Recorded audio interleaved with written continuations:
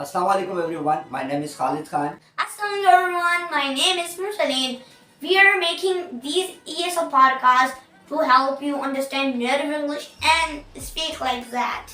Well, our method is quite simple. We have selected a dialogue, situational dialogue that is based on native English. Why we have selected this dialogue? Because there are so many idiomatic expressions, chunks and phrases in that dialogue. So we have selected that. We are going to read first, then we will explain the idiomatic expressions, chunks and phrases used in this dialogue. Okay. Well, today's dialogue is really funny, Mursali, because there is a guy who went for a job interview and then he got caught lying something. Because in job interviews, what do we do? Sometimes we exaggerate a lot. We have experience of 1 year, but we put it on paper that we have 5 years experience. Or sometimes we say 10 year experience. Oh. This is something, this is too much. So in job interviews, a lot of freshers, they don't have any experience, but they put on the paper that I have 5 year experience, 10 year experience, something like that. Yeah. So why don't we jump into the dialogue and see what's happening in this dialogue? Okay, cool.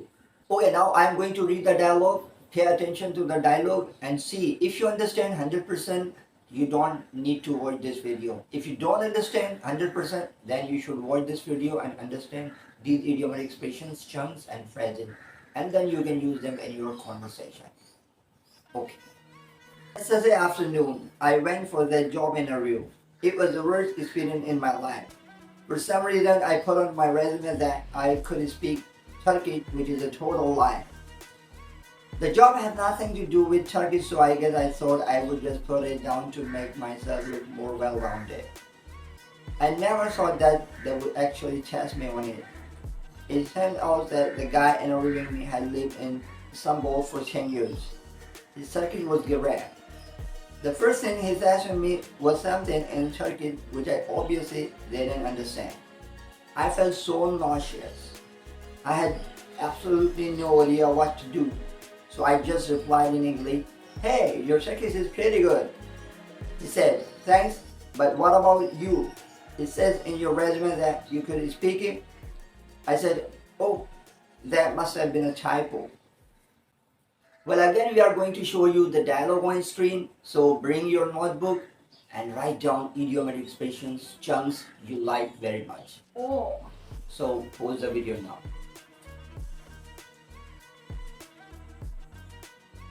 Start explaining idiomatic expressions, chunks and phrases used in the dialogue. So number one is for some reason. By the way, what's the meaning of for some reason? Well, for some reason means that we sometimes don't know the exact reason why we did do something. Maybe we don't want to mention the reason. So in that kind of situation, we say for some reason. Oh. For example, I was holding a used bottle of water in my one hand and I was holding my mobile in the other hand. So I don't know why I threw my mobile into the garbage box.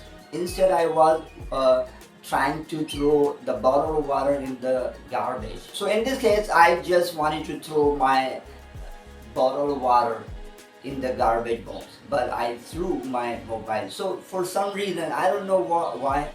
So sometimes we don't know why we did do something. Another example, last night I was thinking about something and for some reason I kept walking for 1 hour. So in many situations we do something without any reason, or maybe we don't want to mention the reason. So we use for some reason. The next one is put on. Okay, what is the meaning of put on? And to wear something. Put on simply means to wear something like shirt, pant and jeans or shoes. But when you put on something on the paper, it means that you write something on the paper. Okay. So in that dialogue, the person says, I put on my resume. Okay, so means that person put something on the paper. Paper, yes. This is a wonderful phrasal verb. Yes. Put on. Okay, so we gotta understand this. Maybe because sometimes someone uses it and then we don't understand. Yes. Well, the next word is very interesting. That is resume. So, what's the meaning of this word? Well, the resume means a short description of your education background or your job experience. Well, American people use this word a lot, resume, but British people most commonly say curriculum vitae. The short version is CV, so that is now very common. Oh, So, yeah. very similar word is there with the same spelling, that is resume. Resume means to restart something again. So there is a difference between resume and Resume. So, the next one is total lie. Oh, what is the meaning of total lie, Mursaleen? Total lie means absolutely untrue. Okay, there is nothing reality in that. Yeah. Okay. Okay, in job interviews, it is really common to tell a total lie and put on in your resume that you have experience of 10 years and this and that. And sometimes, we exaggerate, embellish a little. So we straight the truth and we add the duration of our experience, or we don't have any kind of skill, but we say that I have got that skill. So in job interviews or in job resume, a lot of people they just put on a lot of things they don't have. So I don't think it's a good idea, Muslim, because in the dialogue also the person got caught in a situation. So the story may be very worse. So be careful. The truth is truth, so never tell a lie, or if you tell a total lie, this is one of the worst things. The next expression is a complete sentence. So the job has nothing to do with Turkish.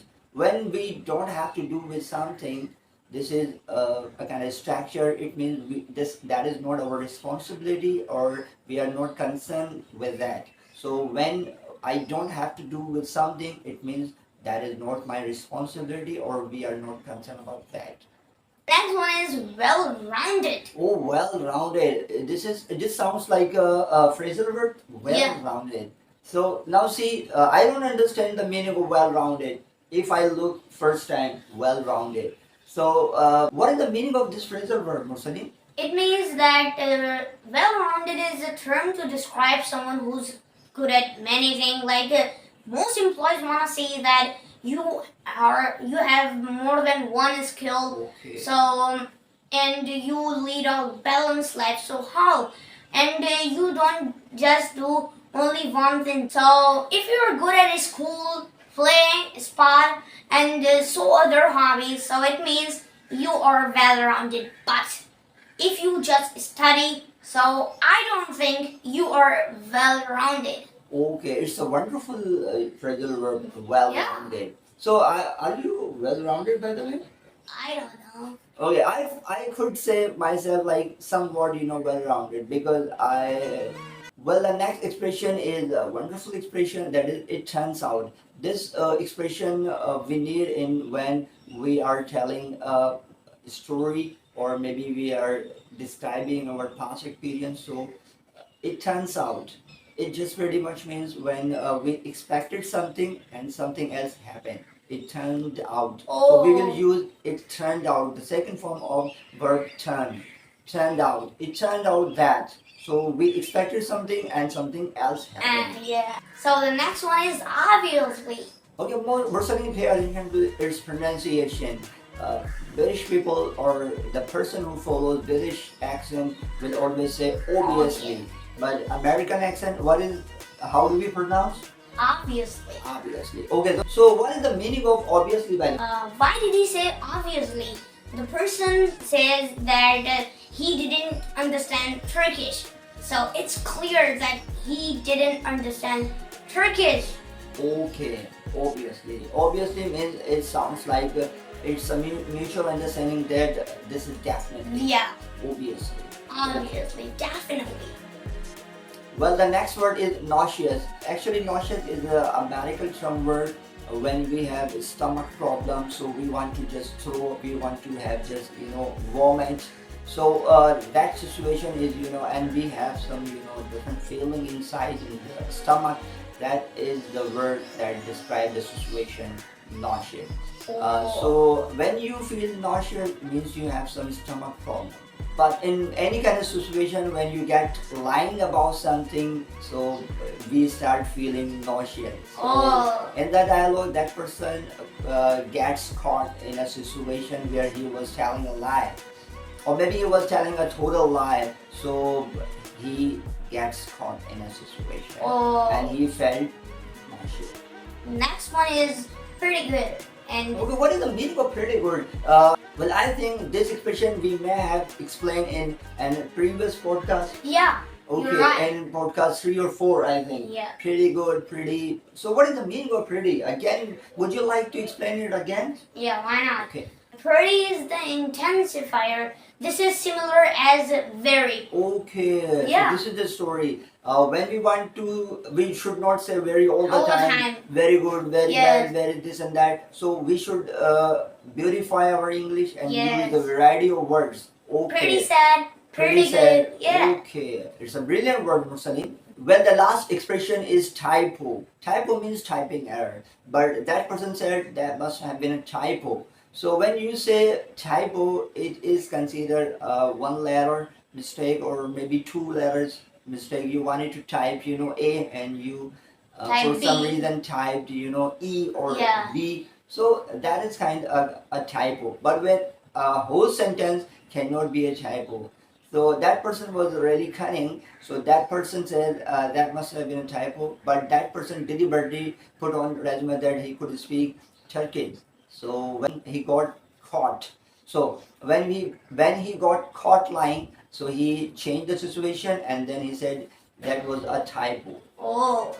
We are going to talk about the pronunciation points. Okay, today we are going to talk about 3 pronunciation points. Number 1, flap T. By the way, what is flap T? Flap T is actually most commonly used in American accent and some of the British accent, but not in London accent. So in many situations, when a T comes in the word, we make it with the soft D sound. For example, total, better, water. Oh, there are so many. So when you find someone using soft T sound, that person is using flap T sound. Secondly, we are going to talk about glottal T. Glottal T means when we stop T sound in over here. This is our glottal. So we stop the sound T. We don't pronounce 100% T. We just stop. So some people call it stop T. Some people call it glottal T. British people use it a lot, and also American people use this pronunciation point we are going to discuss in the dialogue. And the third one is we are going to talk about dropping G sound. When in many words, when G is in the end, we just drop it for example, nothing, thinking, watching, shopping, listening, sleeping. We are not working. 90% they do not just pronounce G sound a lot. They drop it. Yeah. They reduce the sound. Now again, I'm going to show you the dialogue on the screen, and I will read it out with the perfect pronunciation, and I will also explain step by step what I'm going to do. So here we go. Yesterday afternoon, I went for the job interview. Okay, I did not pronounce went. I just say I went. So most commonly in American accent, when after and T comes, we do not commonly pronounce T. I just say when. And also job. So when you follow American accent, you say job. When you follow British accent, you say job.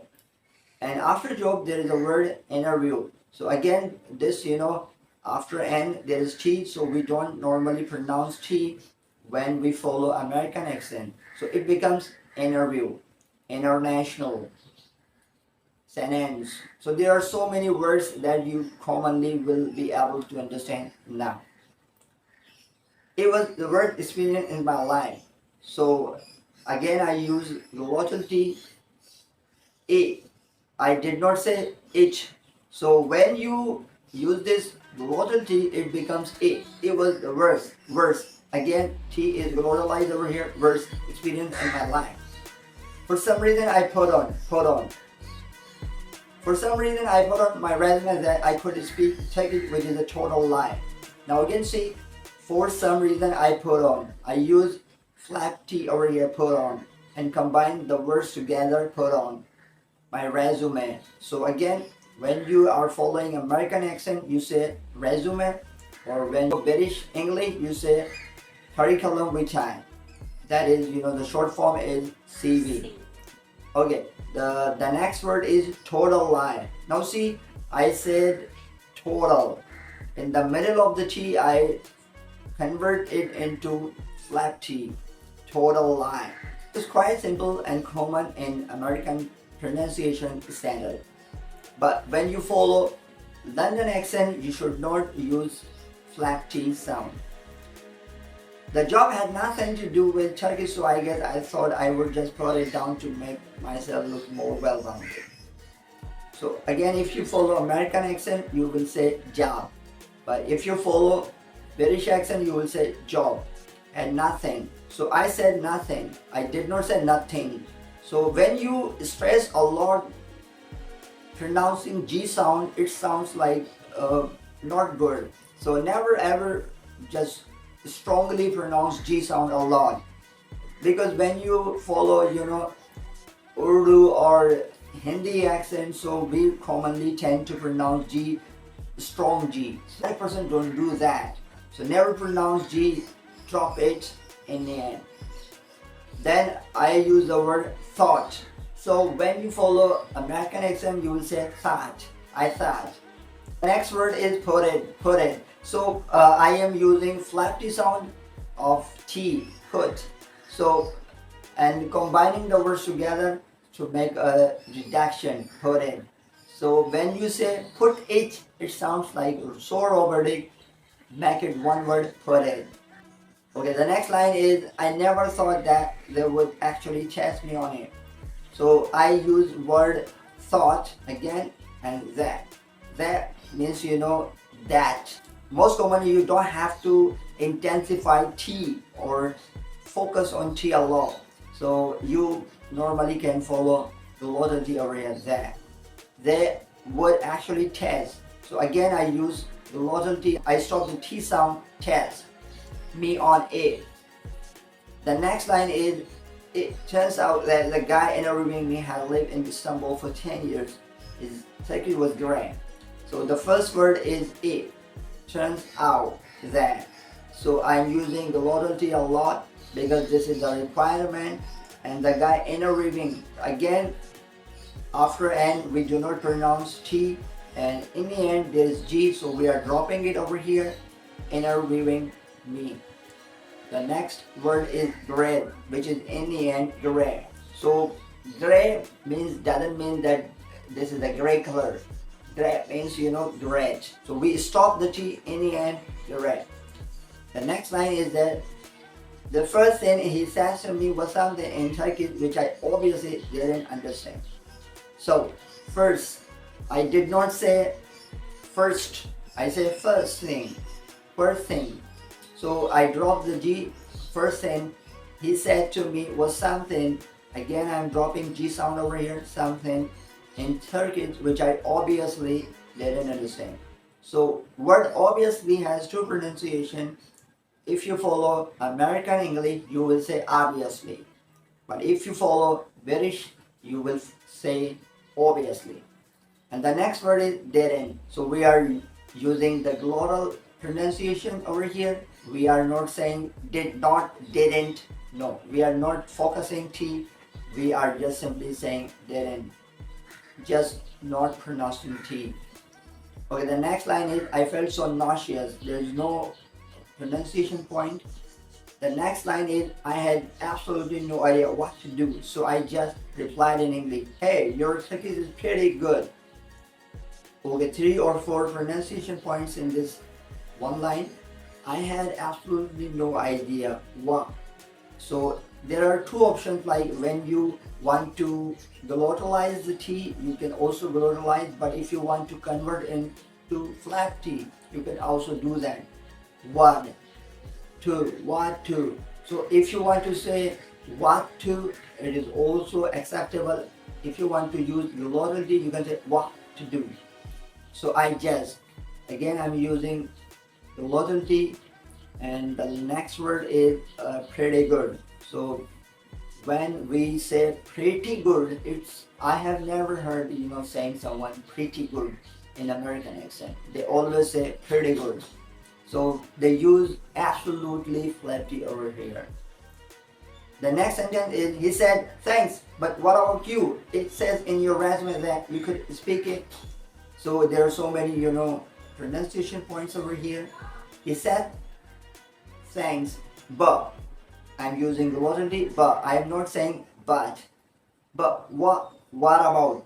You can use either loyalty over here, what about, or you can say what about, what about. So you can follow flappy. What about you? It says, again I'm using loyalty in your resume that. I'm not saying that, or just focusing T a lot. That, no, that could, you could, that you could speak it. We are not pronouncing T over here again. Then the last sentence is, I said oh, that must have been a typo.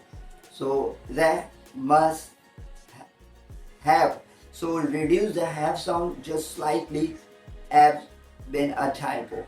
I said oh, that must have been a typo. Must have been a typo. Well, I have tried my level best to explain the pronunciation points, and now see, in every single sentence there are 4 or 5 pronunciation points. That is why we don't understand the native person. When we talk about the pronunciation points, there are 2 options. Either you can just make your mind that I will understand when some native person use them. The second one is that also you want to use them in your conversation. So I suggest you also should try to use them in your conversation to sound like a native person. That's it for today. Now we are signing off. Rosaline, why don't we say thanks ever so much now? Yes. Okay. Thanks ever so much.